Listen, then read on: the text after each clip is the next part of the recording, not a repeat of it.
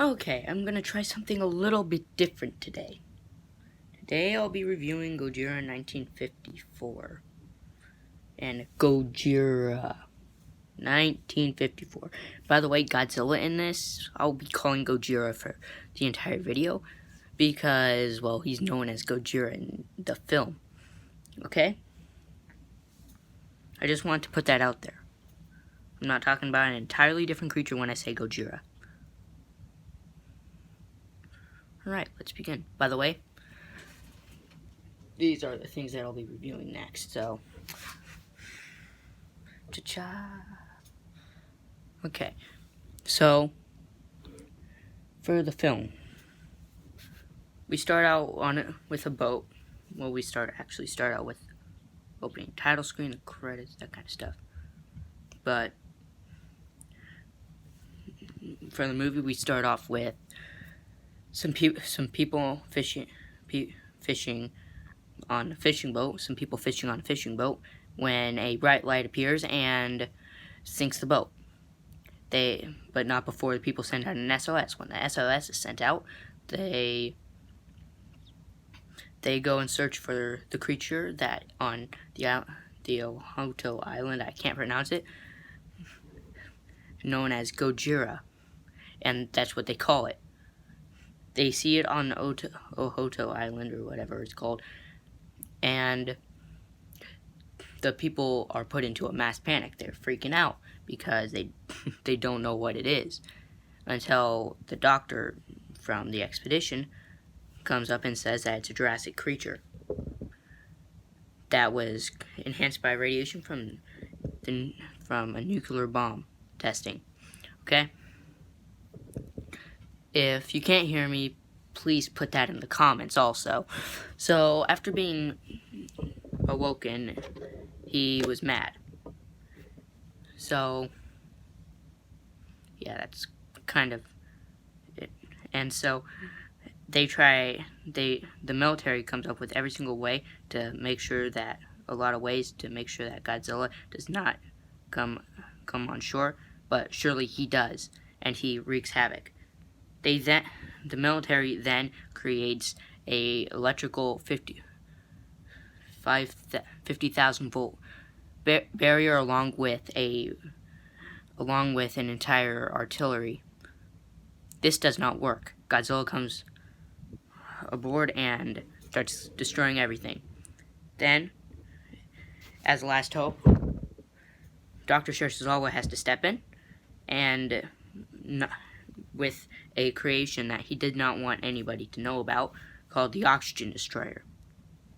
He then uses the Oxygen Destroyer to end the nightmare once and for all. Okay, just so that you know, this is not Godzilla, King of the Monster. Exclamation point. This is Gojira, okay? And sorry I called him Godzilla.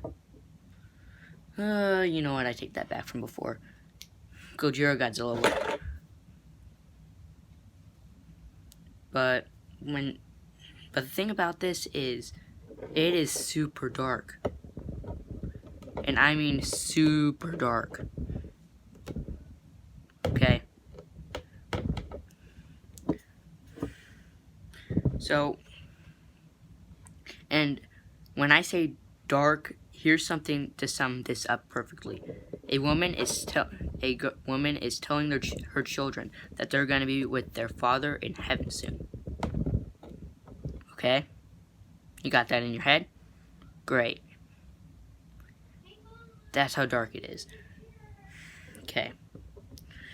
So, remember, this is less than a decade after the atomic bombings of Hiroshima and Nagasaki. Okay? So, I'm sorry I'm saying okay a lot. I'm so sorry. But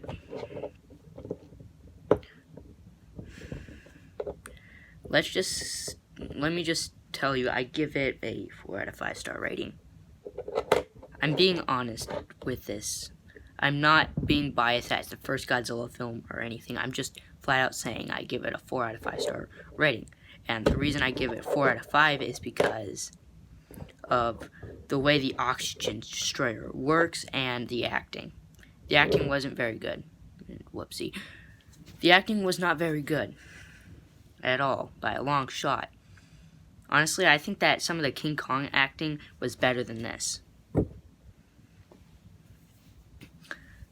The Godzilla in it was perfect, but the acting wasn't great. You didn't believe everything that you saw in it. Okay. And then there's the fact that there was stock footage. I hate it when there's stock footage in a film. I just want you to know I hate it when there's stock footage in a film. I think they did have some money left over after making the film. I just wish they hadn't used stock footage. I was just wishing that they would use something different, like at least miniatures, like do a little bit of stop motion, or just use some toys or something like that. Like, just not stock footage. I hate stock footage. And then, as we all know, Godzilla's origins, but the way that he dies in the film, it's not a great death.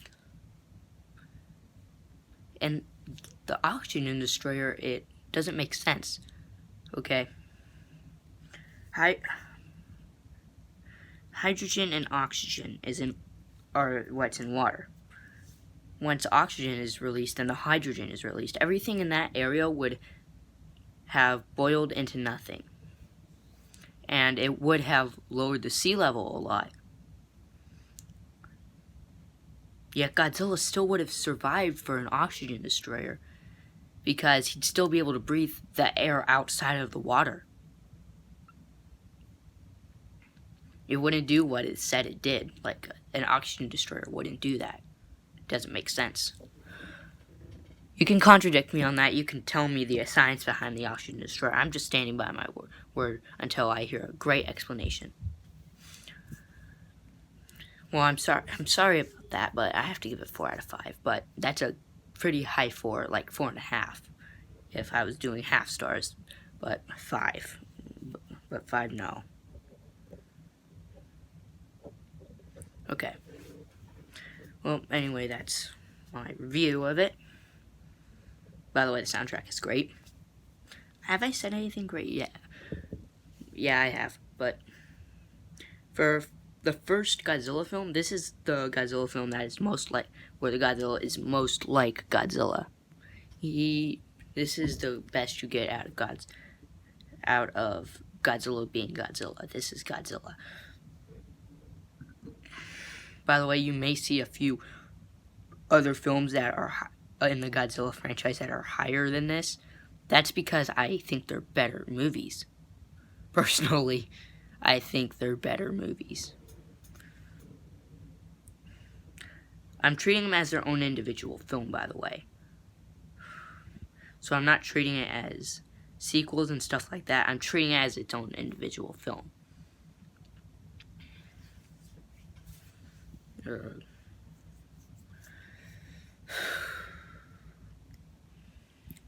Anyway, I'm sorry to say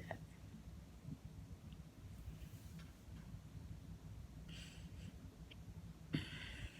Okay. So, I can already hear those death threats coming. So, let me allow you to know that this is just my very, very, very own opinion. Everybody else's opinion may differ. Everybody else's opinion will probably go to 5-star ratings. But no, I don't give it 5 stars because, well, the acting. And you may contradict me and say, well, acting at that time wasn't very good. But no. No, if people can act great now, they can act great back then also.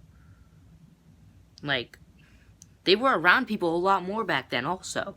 Seriously, nowadays you only go out into public when you absolutely have to. Back then you had to go out into public all the time. Because you didn't have smartphones, you actually went to talk to people for fun. Okay? And I've seen movies from back then that had better acting. Like, a lot better acting. it may just be me talking about the girl on the acting and some of the males, but I just don't think the acting was great. But it did make me cry a few times, especially when the children were singing in that room, in that giant church or something like that. When those girls were singing, it made me cry. But yeah, it's kind of a sad-ish horror movie. It's more of a horror movie than a campy original Godzilla movie. If you were never to ever see Godzilla ever before, like if you had never seen Godzilla before, then you'd expect this to be a campy, stupid movie. But after seeing it, you would be surprised by how much idea went into this film. But yeah, that's what I say about this film. I'm sorry, Ishiro Honda, Haruo Nakajima. I am so sorry. Tomoyuki Tanaka, or however you pronounce his name. But I am so sorry I started this series out this way. I like being honest, though. So I have to be honest. It wasn't the best film in the entire Godzilla franchise. Okay. Well, there we go.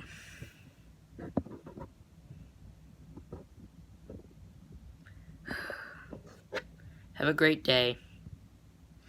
And keep watching your kaiju movies.